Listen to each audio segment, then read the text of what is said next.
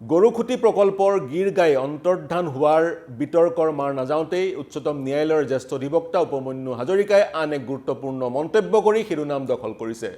তেওঁ কৈছে সেই অঞ্চলৰ 60% লোকৰ খচৰা ৰাষ্ট্ৰীয় নাগৰিক পঞ্জীত নাম অন্তৰ্ভুক্ত হোৱা নাই। আৰু তেওঁৰ লগতে তেওঁ উল্লেখ কৰিছে এক প্ৰেছ ৰিলিজত যিসকল লোকক উচ্ছেদ কৰা হৈছিলে গৰুখুটি প্ৰকল্প আৰম্ভ কৰিবলৈ প্ৰায় 2000 পৰিয়ালক সেই 2000 পৰিয়ালক পুনৰ দলগাঁৱত সংস্থাপিত কৰা হ'ল। 2021 চনত যেতিয়া হিমন্ত বিশ্ব শৰ্মাই অসমৰ মুখ্যমন্ত্ৰীৰ দায়িত্ব লৈছিল তেওঁ চিপাঝাৰৰ গৰুখুটিত এক দুগ্ধ পাম তথা কৃষি প্ৰকল্প আৰম্ভ কৰাৰ সপোন দেখিছিল, যি প্ৰকল্প খিলঞ্জীয়া লোকৰ দ্বাৰা পৰিচালিত হ'ব। আৰু সেই প্ৰকল্পৰ অংশ বিশেষ হিচাপে এক উচ্ছেদ অভিযান চলোৱা হৈছিল সেই সময়ত 2021 চনত।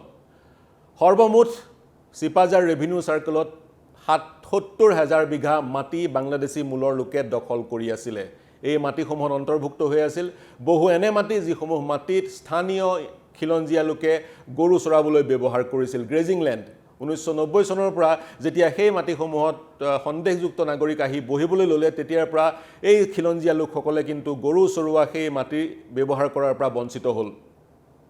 ৭০,০০০ বিঘা মাটিৰ উপমন্যু হাজৰিকাই উল্লেখ কৰা মতে ৬,০০০ বিঘা মাটি উচ্ছেদ কৰা হ'ল আৰু সেই মাটি চৰকাৰে নিজলৈ আনিলে, চৰকাৰলৈ হস্তান্তৰ কৰা হ'ল আৰু পদ্ম হাজৰিকাৰ নেতৃত্বত গৰুখুটি দুগ্ধ আৰু কৃষি প্ৰকল্প আৰম্ভ কৰা হ'ল। উপমন্যু হাজৰিকাই ক'ব বিচাৰে 90% উচ্ছেদিত 90% ভূমি সেই অঞ্চলৰ এতিয়াও সন্দেহযুক্ত নাগৰিকৰ হাতত আৰু সেই ভূমি উচ্ছেদ কৰিবলৈ বা সেই ভূমি বেদখলমুক্ত কৰিবলৈ চৰকাৰে অতি সম্প্ৰতি কোনো পদক্ষেপ গ্ৰহণ কৰা নাই। যি সময়ত গৰুখুটিৰ গৰু অন্তৰ্ধান হোৱাক লৈ এক বিতৰ্কৰ সূত্ৰপাত হৈছে, সৰ্বত্ৰ চৰ্চা লাভ কৰিছে, মন্ত্ৰী বিধায়কে অবৈধভাৱে গৰু ক্ৰয় কৰাৰ এক অভিযোগ উত্থাপন হৈছে, তেনে সময়তে উপমন্যু হাজৰিকাৰ এই মন্তব্যই শিৰোনাম দখল কৰিছে আৰু গুৰুত্ব বহন কৰিছে। অনাগত সময়ত এই জ্যেষ্ঠ অধিবক্তাগৰাকীৰ এই মন্তব্যৰ কেনেধৰণৰ প্ৰতিক্ৰিয়া সৃষ্টি হয় সেয়া লক্ষণীয় হ'ব।